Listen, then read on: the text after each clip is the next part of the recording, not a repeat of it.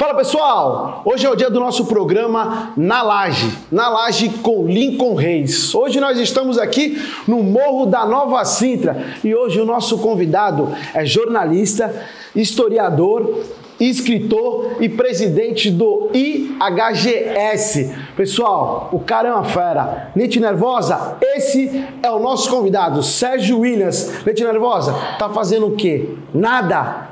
Por favor, roda a vinheta.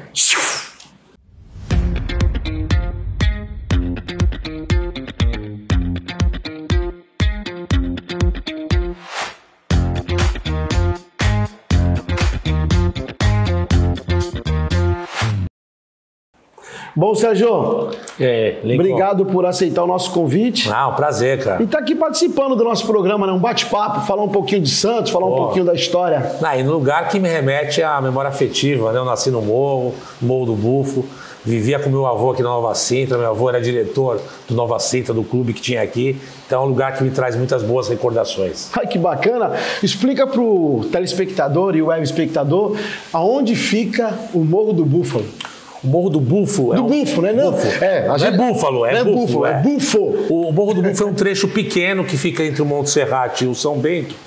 Tem dois morros, né? O Morro do Fontana é o que fica do lado do centro e o Morro do Bufo é o que fica do lado aqui da Santa Casa, aquele ali bem em cima do túnel.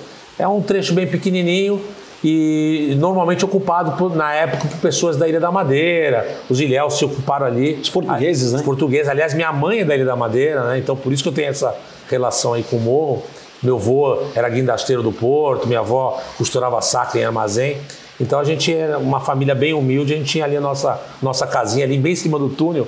E eu vivia ali aprontando em cima do túnel, jogava bombinha de São João em cima dos carros. Puta, eu fazia... Não podia. Não façam isso. Eu escorregava em escorregador de lama. Puta, foi uma infância muito feliz, cara. Foi uma infância muito bacana. Então, o Sérgio Williams é cria do morro. Sou cria do morro. Com muito orgulho. Aliás, um dos meus livros, o segundo, Bondes e Santos, que eu sou escritor de romance, o segundo livro eu coloco o Morro do Bufo como um ponto de mistério na história.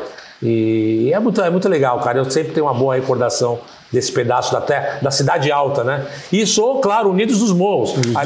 Aliás, eu tenho uma história muito próxima, porque quando o Unidos ganhou o Carnaval em 2014, ou 13, foi 14? Foi o primeiro. O enredo foi As Estradas de Santos. E foi baseado no meu primeiro livro. O Rubens Gordinho fez toda a pesquisa em cima do meu livro, que serviu como base para o enredo da escola. Foi campeão. Foi o enredo campeão. Então eu sinto que eu dei sorte ali também. Bacana. Sérgio, explica para o telespectador e o web espectador o pioneirismo de Santos no surf e no frescobol. Então, quando a gente fala de pioneirismo, é muito importante. Por que Santos tem tantas marcas importantes de ser a primeira ou a segunda cidade do Brasil em algumas coisas? Tem dois aspectos importantes para se falar nisso. Primeiro, que nós estamos numa região onde iniciou a colonização no Brasil, que é a Capitania de São Vicente. Então, os primeiros colonos no Brasil eram dessa região. Então, naturalmente, as primeiras coisas que surgiram no Brasil em termos de mundo ocidental, né? Porque já tinha o índio aqui, né? Mas em termos de mundo ocidental, ou seja, primeiro engenheiro de cana-de-açúcar, primeira Santa Casa, primeiro Pelourinho, essas coisas são da região, o que tornou Santos pioneira em alguns aspectos. Um outro aspecto importante que tornou Santos uma cidade sempre à frente de outras no Brasil foi o nosso porto, né? O porto se desenvolveu, o porto a partir do século XIX por conta do café, e é muito importante que o café ele tem uma participação determinante no progresso da cidade. O Porto do Café foi que proporcionou a Santos ter esse crescimento enorme e por conta desse crescimento enorme acabou se tornando a porta de entrada da imigração no Brasil.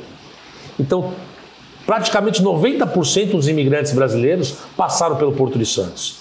E aproveitando esse porto, por aqui também passou toda a tecnologia que vinha da Europa. Então a segunda cidade brasileira a assistir cinema foi Santos. Só perdia por quê? Por Rio de Janeiro. Porque o Rio de Janeiro é a capital do Brasil. O Rio de Janeiro foi capital do Brasil, para quem não sabe, até os anos 60. Depois mudou para Brasília. Então, construíram lá Brasília. Construíram uma capital. Então o Rio de Janeiro ele experimentava primeiro as coisas, mas logo na sequência era Santos.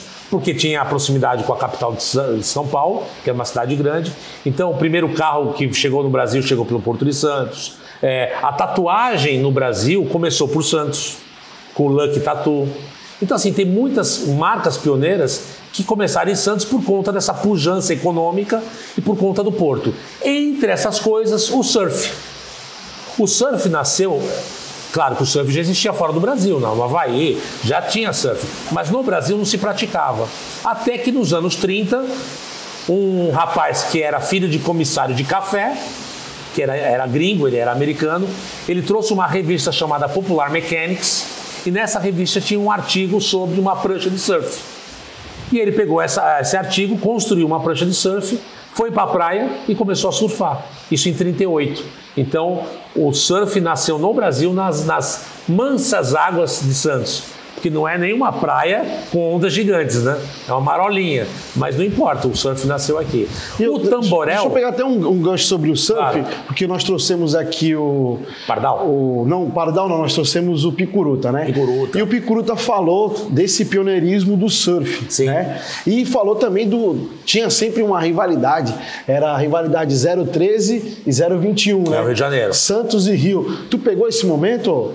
Não, é que assim, o Rio de Janeiro, o surf nasceu aqui por conta dessa situação da revista, que tinha um artigo, eles fizeram a prancha. O Rio de Janeiro começou a surgir isso depois, que aí vira aquele pedaço de Ipanema, do arcoador, que surgiu a geração que surfava em tábuas de madeira, que falavam que era porta, né? Surfava em tábuas grossas, né? A prancha que foi utilizada em Santos para esse pioneirismo era uma prancha quase que uma engenharia naval. Ela era oca, tinha todo um preceito que vinha de fora. No Rio de Janeiro, a geração lá de Ipanema já era uma geração das tábuas mais grossas e tal. Mas, de qualquer forma, o Rio de Janeiro se desenvolveu muito mais o surf, porque as ondas eram maiores, porque a cidade era muito mais desenvolvida. Então, acabou o surf pegando muito mais forte lá. Mas esse início, esse pioneirismo, cabe a nós. E o frescobol? O frescobol também. Era uma coisa que veio da Itália, né? Veio dos irmãos, acho que era Donadelli, se não me engano o nome deles. Eles trouxeram esse esporte italiano, que é a frescobol, né? E jogaram na praia e pegou. Só que uma coisa interessante do frescobol, que Santos foi a única cidade do Brasil que pratica, né? Você não vê frescobol em lugar nenhum por aí. Porque é um esporte não só pioneiro aqui, mas quase que exclusivo nosso. Tem até o tamborel também, né?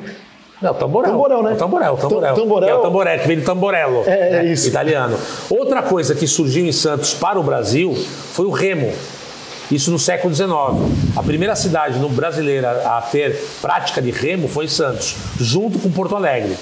Então, por muitos anos, Santos praticava, não existia futebol ainda, né? O futebol surgiu em Santos só em 1902. Né? Então, até 1902, o grande esporte da cidade era o remo, junto com o ciclismo. Ciclismo e remo eram os esportes mais praticados na cidade. E a partir do remo é que surgiram os famosos clubes de regatas.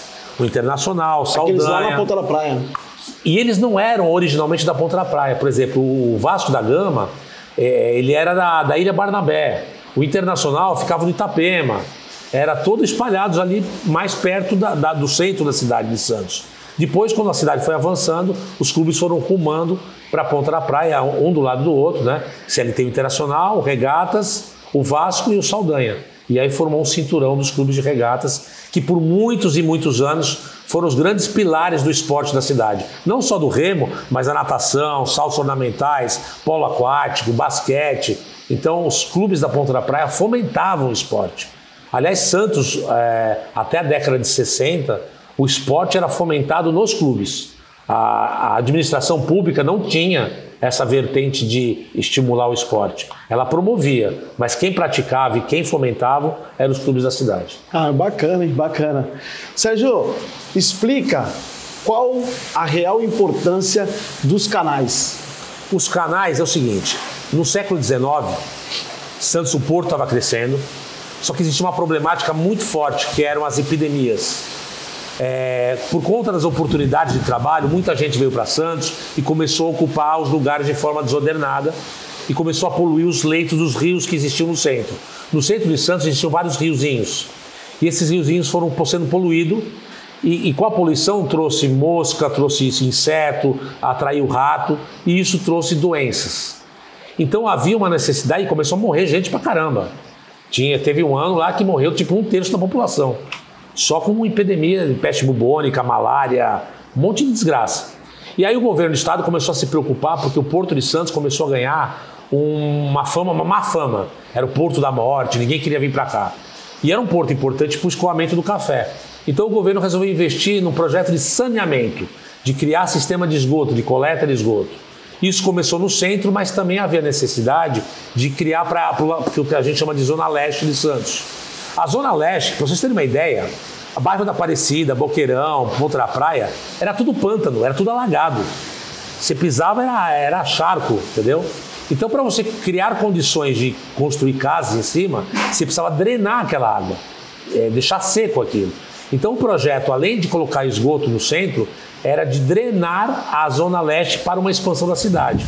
E aí, o Saturnino criou os canais. Os canais, eles são canais de drenagem. Não é canal, o canal não foi criado para jogar esgoto, em nenhum momento. Ele era para drenar a água dessa terra que era muito molhada, como a Zona Noroeste até hoje. Zona Noroeste, se chove, a água sobe, porque a Zona Noroeste tudo era pântano, aterrado. Era mangue, né? Era tudo mangue. E a Zona Leste também, de certa forma, era uma espécie de mangue. Só que os canais vieram e drenaram essa água, dando condições de construir casas, mas, por outro lado, construir casas leves, né?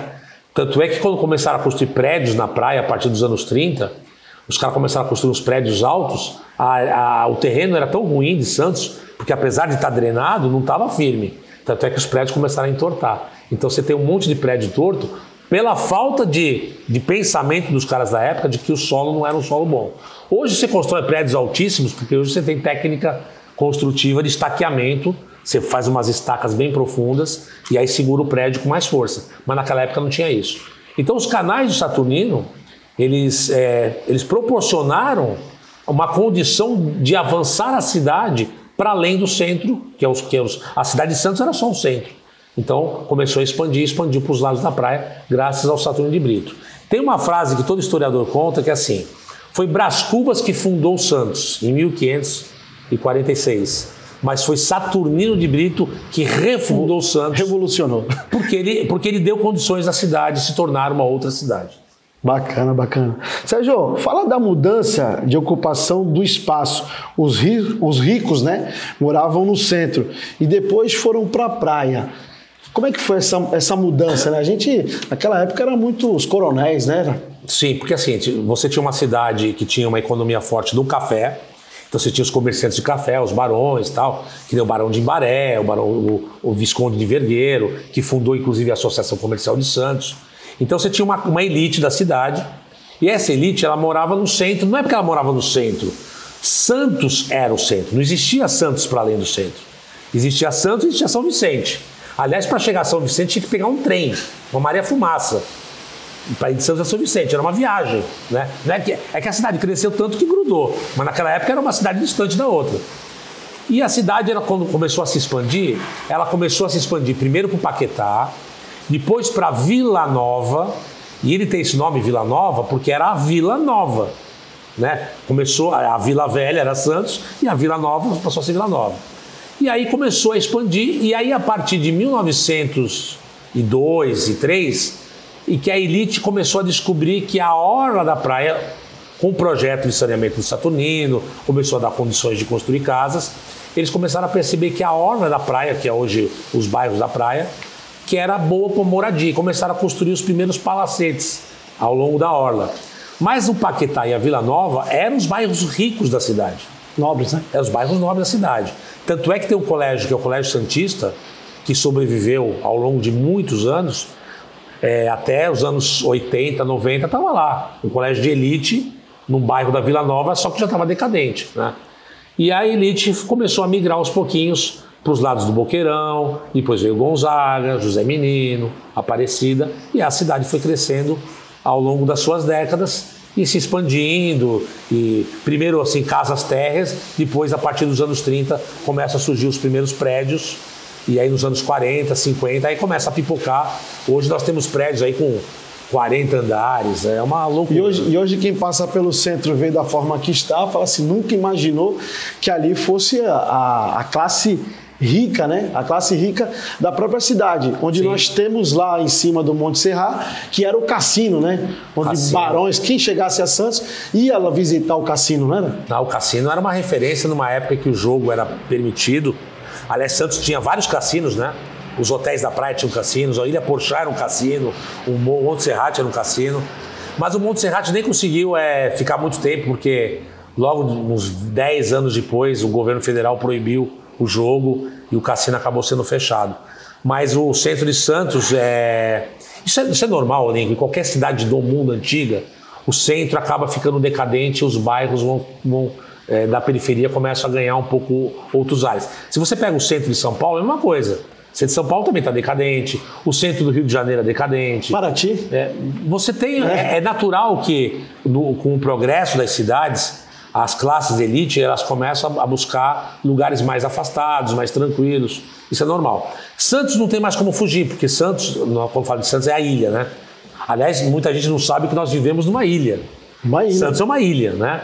Então Santos hoje não tem mais para onde crescer, seria a área continental. Só que a área continental é preservada, né, por questão de Mata Atlântica, etc. e tal.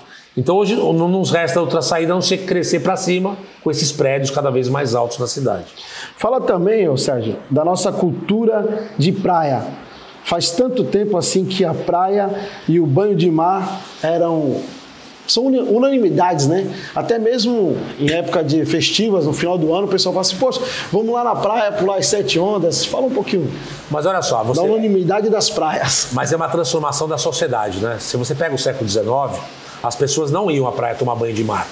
Isso não era uma coisa saudável, entre aspas. As pessoas tinham outros hábitos. O hábito do banho de mar começou no século XX. Primeiro como uma coisa de meio de saúde. Então as pessoas iam vestidas praticamente. As pessoas iam traje. Tinha gente que ia pra praia de terno, entendeu? As mulheres iam de longo e tal. E aí alguns se trocavam na praia, tinham cabines de madeira onde as pessoas se trocavam para ir para o banho de mar. E essa questão do banho de mar e do uso da praia foi uma evolução da própria sociedade. Por exemplo, o biquíni mesmo só começou a surgir nos anos 50. As mulheres não iam de biquíni, de maiô longo e tal. Então, assim, é uma questão de uma transformação. Eu não vou chamar evolução, porque muita gente vai achar que isso não é uma evolução. Então, vamos dizer assim, da transformação da sociedade. A praia hoje, obviamente, é um ponto de lazer, as pessoas vão tomar sol, as pessoas vão tomar banho de mar, as pessoas vão lá namorar, enfim, se divertir, praticar esporte. Hoje a praia é o espaço mais democrático que nós temos, é a praia. Hoje você tem, todo mundo pode usar a praia, né? É um espaço hiperdemocrático. Mas a gente demorou muito para chegar nesse ponto dessa democracia. E eu me lembro dos anos 70 que vinha muito turista de fora e o santista odiava, né? Falava que aqueles farofeiros vêm comer farofa na praia e tal. Porque realmente a praia é esse espaço democrático e tá aí para todo mundo. E para nós é um orgulho, porque além da praia nós temos o jardim mais belo, né, de praia que tem no mundo, seria o nosso, os Jardins de Santos, que é um patrimônio nosso que a gente tem que realmente guardar no coração. Sérgio, explica para o telespectador quais as relações no tempo entre Porto e a cidade de Santos. Bom, cara, você vê, o Porto, ele surge primeiro que a própria cidade. A região, ela é ocupada no início da colonização, em 1532, e o Porto ficava na ponta da praia, né? O primeiro porto da capitania, que viria a se tornar Porto de Santos, ficava ali naquele trecho entre a Praia do Góis e o Museu de Pesca, aquele pedaço era o Porto de Santos. Em 1543, o Brás Cubas resolve trazer o porto para dentro, para os lados do Valongo. Ele percebe que é melhor e porque também começa a primeira produção de exportação pelo porto, que é a cana-de-açúcar. A primeira atividade econômica da região era a cana-de-açúcar e aí começa as exportações em 1543. Então, quando a gente fala da relação porto-cidade, a gente precisa entender que é uma coisa não desassocia da outra. A cidade tem um porto e o porto precisa da cidade. O porto sozinho não consegue fazer nada, ele precisa de uma estrutura, né, interna, modal, de chegada, de transporte, de suporte para as operações. E a cidade precisa do porto, porque A cidade tem, no porto ali, polo de geração de empregos, de economia, de renda. É a maior atividade econômica. Cara, é um pilar econômico do regional. Então, é muito triste quando a gente vê que essa relação ela é estremecida, em que os terminais... É que assim, o porto já teve outros modelos, né? O porto ele já foi repartido em trapiches privados. Depois ele se tornou uma unidade privada, que era a Companhia de Docas de Santos. Depois ele se tornou um porto público, com a Prodesp. Depois ele voltou a ser repartido em terminais privados, que é o modelo que tem hoje, né? E esse modelo dos terminais privados, ele é bom porque ele gera mais velocidade no atendimento desse processo de carga e descarga, mas ao mesmo tempo ele afasta a atividade portuária da população. Porque os terminais, eles têm as propostas, eles têm a visão de lucro. Lucrativo, né? É lucrativo. Então ele não entende que a cidade é algo que é importante. Ele vai ver a cidade como um fator que atrapalha a operação dele. Quando deveria ser o contrário, deveria haver uma harmonização maior dessa relação do porto, dessas atividades portuárias com a comunidade. Então, através de quê? Eu acho que essa intersecção aí com as atividades culturais, esportivas, mostrar para a população que o porto é uma atividade importante, que o porto está ali para ajudar a cidade e vice-versa, né? Então, quando você fala do tempo, é justamente isso que eu acabei falando. Por décadas e séculos, o porto foi tendo essa relação de proximidade com as atividades da vila e depois cidade, mas nunca foi uma atividade muito de amor. Sempre teve essa relação de ódio e amor no meio, né? De um enxergando às vezes o porto como algo que atrapalha e outras vezes algo que é importante para a cidade. Eu acho que o empresário queria enxergar a cidade como uma parceira e uma forma de ele, poxa, eu vou mitigar. Cara, porque eu estou ganhando muito dinheiro aqui e não estou empregando ninguém. Cara, eu posso pegar uma parte do meu lucro, cara, e dividir com a cidade que merece. Porque não é só a questão do asfalto. Às vezes, numa operação de granel sólido, de pallet de soja, você tem poluição do ar, atmosférica, você tem outros tipos de impactos. Não é só o impacto viário, você tem impacto atmosférico, você tem várias coisas. O aumento dos pombos, né? Porque tem a doença dos pombos. Etc. Então, nada mais justo de que haja uma contrapartida de todos. E, cara, se todo mundo ajudasse, Santos tem tudo para ser uma cidade sem problemas financeiros. É só sentar à mesa e ser criativo nessas contrapartidas. É só cada um falar assim, vamos se abraçar exatamente, e vamos trabalhar em prol da cidade. Né? E a história mostra. A Companhia Docas de Santos, desde o século XIX, empregava muita gente. A Companhia Docas fazia escola, fazia posto de saúde, tinha várias atividades, ajudava na questão social, na questão cultural, na questão esportiva. Ou seja, não pode ser estanque. Eu acho que as empresas ganham dinheiro com a cidade, elas precisam viver a cidade como uma família. Fala da sua luta para a criação do museu.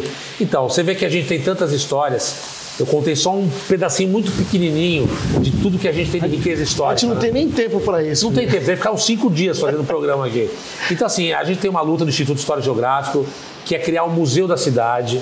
Um museu, mas não é um museu aquela coisa quadrada, é um museu de tecnologia, um museu de realidade virtual, de inteligência artificial, do cara entrar numa sala e ter o José Bonifácio holográfico e tu trocar uma ideia com ele e conversar, fazer com que essa molecada tenha interação e consiga compreender o passado da cidade, porque a gente só valoriza aquilo que a gente conhece. Então é muito triste quando eu vejo um monumento do Brás Cubas, por exemplo, lá na cidade, todo destruído. E as pessoas passam e falam assim, que se dane. As pessoas falam que se dane porque as pessoas não conhecem a história. Não sabem a história do monumento, a luta que foi para conseguir aquilo, quem foi Brás Cubas, que é o fundador. Então as pessoas precisam começar a valorizar mais o passado. E quando a gente valoriza o passado, não é só valorizar um Brás Cubas, um Zé Bonifácio, que são grandes figuras. A gente tem que valorizar o passado do nosso bairro, do tiozinho que montou, da venda lá da esquina, da história da família dele, de como foi construída a igreja. Eu tenho fotos aqui do Nova Sintra, da década de 40, quando isso aqui era tudo terra. Tudo terra, não tinha nem saneamento básico. Não tinha saneamento básico. Eu quando lá no Bufo, o esgoto era céu aberto. Então, assim, e a escadaria não é essa maravilha que tem hoje, não. Antigamente era uma pedra aqui e outra lá em cima. Você tinha longe. Era quase que escalar o negócio, entendeu? Então, assim, como é que evoluiu isso? A bica que tem lá no Bufo, quem fez foi meu bisavô. Então, assim, você tem uma história de uma família que fez a bica, que fez lá... Então, todas essas histórias do nosso entorno é importante. Porque é muito importante saber a história do Egito, da Grécia, das cruzadas. Mas, cara, o mais importante é saber a história do lugar onde nós vivemos. Do nosso bairro, da nossa rua, da nossa cidade. Porque a gente precisa valorizar. E, valorizando, nós vamos criar uma coisa chamada pertencimento. Porque falta isso. Aquela estátua destruída na Praça da República não é da prefeitura. Ela é sua, ela é minha, ela é de todos nós. Pertence a nós, é o nosso patrimônio. E se a gente não brigar por isso, se a gente não cobrar as autoridades que cuide disso, isso é só um exemplo. Sim. Pode ser a Praça da Independência, pode ser a pracinha da esquina, né? Ah, tá com mato alto, tá toda quebrada. Cara, nós temos que valorizar, é nosso, a pracinha é nossa. Ah, não é da prefeitura. A prefeitura tem obrigação, mas nós também temos obrigação de cuidar do que é nosso. Da pista de skate, da quadra de esporte que a gente joga bola, né, de um campo de futebol de salão qualquer que tem por aí.